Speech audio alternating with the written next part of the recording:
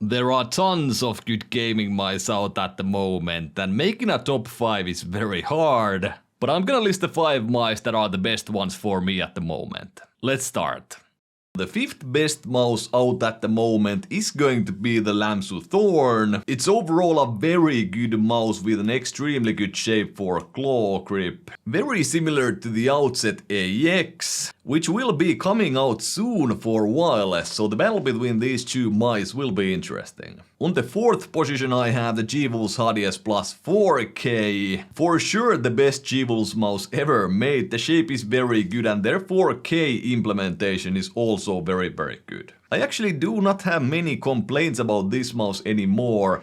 I have 3 units, they all feel pretty much the same, they have the same click feel, which is not the best. I'm not a huge fan of the zippy switch which they have implemented right here, but it's not that bad. It's very functional in-game, but it does not feel premium whatsoever. No crispy actuation, no tactility.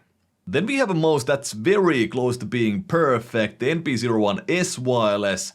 A very premium feeling coding, very nice clicks as vaccine mice almost always have, and overall a very high quality mouse with a very strong 1000Hz implementation. And no major downsides in my opinion. The only thing may be these feet, which are not the best when it comes to rough mouse pads.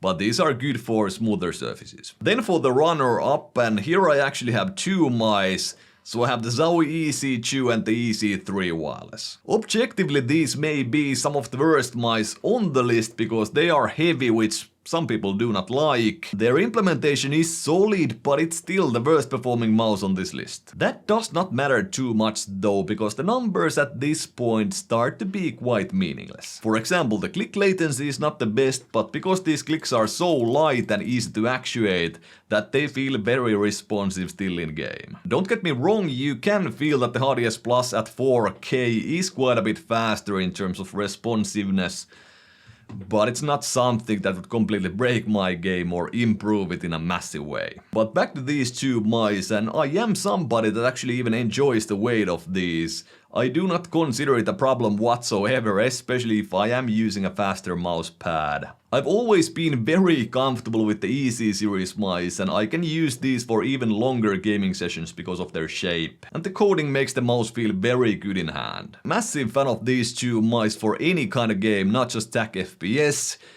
And if you remember, I actually did not give that much of a positive review for the EC3 when I reviewed the wired one.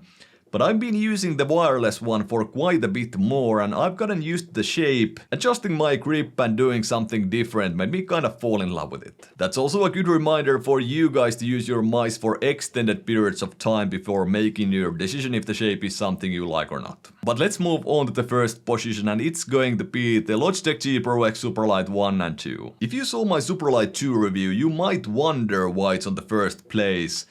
But basically the main complaint I had with it was the heavy clicks, and having used this for over a month now, I can say that these clicks are much lighter than they used to be. And I also bought a brand new black unit which had lighter clicks out of the box than the white one that I had. It's once again an extremely good mouse with a very good performance at 2000Hz. And the most impressive thing about Logitech mice is the power efficiency. So even though it states that the battery life should be 58 hours, this is only in full use, so when you're actually saturating that 2000Hz. And the thing about the Superlight 1 and the Superlight 2 is that it's very efficient when you're not using it at full speed. So in real use the battery life is longer than 58 hours. I've been playing a lot of CS2 in the past 4 weeks or so, and I've been extremely consistent with the Superlight 2.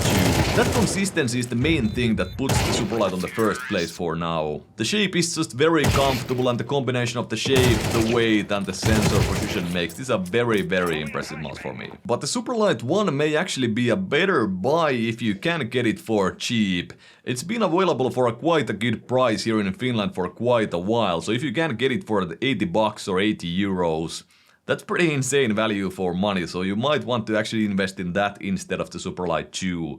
2000Hz is very nice and the implementation is of course very good. But the Superlight 1 already has a very good performance, so you might be just fine with that, or you most likely will be just fine with that. Lastly, a couple of honorable mentions, and the first one is the LethalGamingGear V3 Pro. I was actually really surprised that it did not hit the top 5 for me at the moment.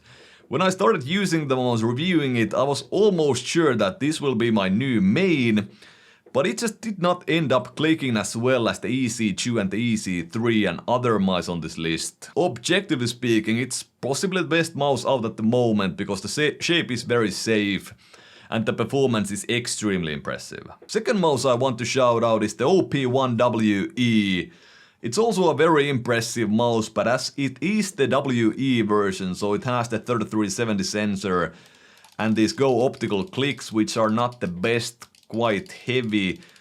Although I switched the switches on my white unit, these are still not the best feeling switches that I have tried.